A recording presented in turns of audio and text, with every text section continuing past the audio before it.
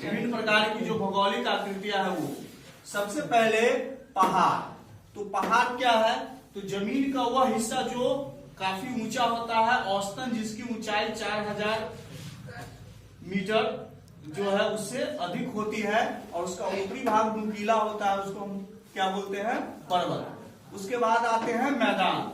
मैदान ऐसी भू आकृति है जो इसका ऊपरी भाग समतल होता है, जहां पर सिंचाई, खेती, नदियां प्रवाहित होती है, और जहां पर लोग ज्यादातर जनसंख्या अधिक होती है, ज्यादा लोग निवास करता है, वो मैदान होता है।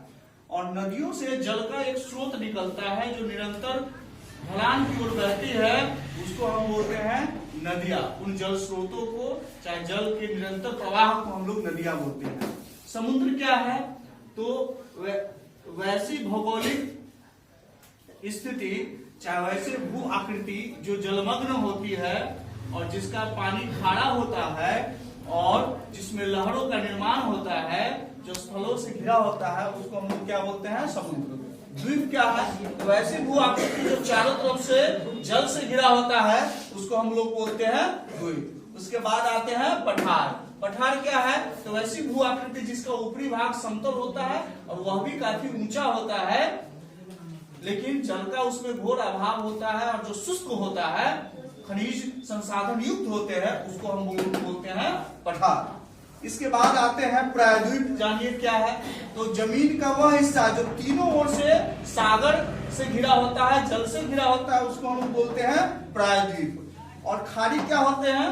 तो जल का वह हिस्सा जो तीन ओर से स्थलों से घिरा होता है, उसको हम लोग बोलते हैं खाड़ी। इसके बाद कैनाइन होते हैं कि जमीन का वह हिस्सा जो तीनों ओर से नदियों से घिरे होते हैं घुमावदार, उसको हम कैनाइन बोलते हैं। संगम क्या है?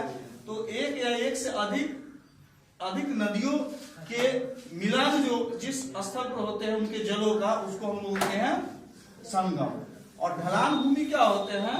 तो ऊंचाई से निचली स्तर पर गादों से निर्मित भूमि को हम लोग ढलान भूमि बोलते हैं। दर्रा क्या है? तो दो पहाड़ों के बीच के मार्ग को दर्रा बोलते हैं। घाटी क्या है? तो दो पहाड़ों के बीच के समतल मैदान को घाटी बोलते हैं।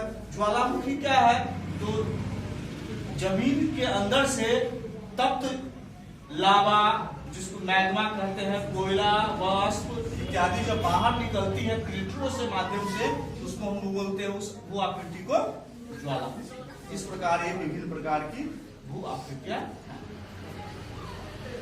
हो गई।